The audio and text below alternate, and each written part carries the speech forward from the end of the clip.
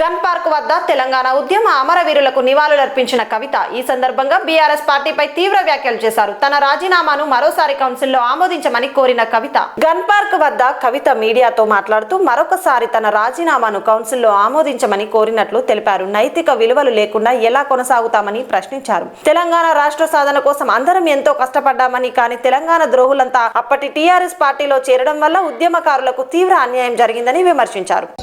9.5 సంవత్సరాలలో దాదాపు 14 లక్షల కోట్ల బడ్జెట్ పెట్టి అందులో 12 లక్షల కోట్లు ఖర్చు పెట్టి 1,89,00,000 కోట్లు కేవలం ఇరిగేషన్ పెట్టినటువంటి బీఆర్ఎస్ పార్టీ కనీసం ఎందుకు పేద ప్రజలకు ఇయ్యలేకపోయిందో తెలంగాణ ప్రజలకు సమాధానం చెప్పాలి. చేసినాం, కొంచెం మంచి చేసినాం, కానీ అది పర్మనెంట్ గా చేయలేదు. ఇంకా పెద్ద ఎత్తున చేస్తున్న ఆలోచన ఆశ తెలంగాణ ప్రజలకు ఉండే.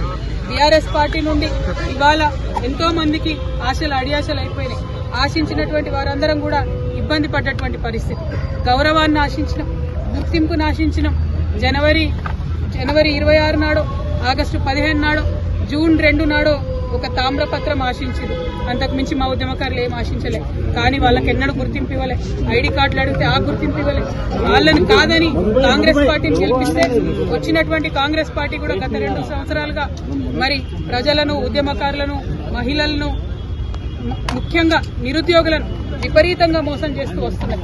ఈ 2 పార్టీలు కూడా తెలంగాణ ప్రజలను గత 12 ఏళ్లలో మభ్యపెట్టిండ్రు, మోసం చేసిండ్రు తప్పితే ఒరిగింది ఏమీ లేదు. అందుకే ఈ రాష్ట్రంలో తెలంగాణ పేరును తనలో నింపుకున్నటువంటి తెలంగాణ ప్రజల యొక్క రాజకీయ అస్తిత్వాన్ని కాపాడేటటువంటి పొలిటికల్ పార్టీ రావాల్సినటువంటి అవసరం ఉన్నది. తప్పకుండా తెలంగాణ జాగృతి ఒక పార్టీగా ఎదుగుతుంది, పొలిటికల్ పార్టీగా ఎదుగుతుంది. ఈ పార్టీ మరి తెలంగాణ ప్రజల పక్షాన నిలబడి పనిచేస్తుందని కూడా ఈ సందర్భంగా నేను తెలియజేస్తా ఉన్నాను. మరి పార్టీ ఎప్పుడు ఏంది, విధి విధానాలు ఏందన్న అన్ని చిన్న చిన్న సాంకేతిక అంశాలు.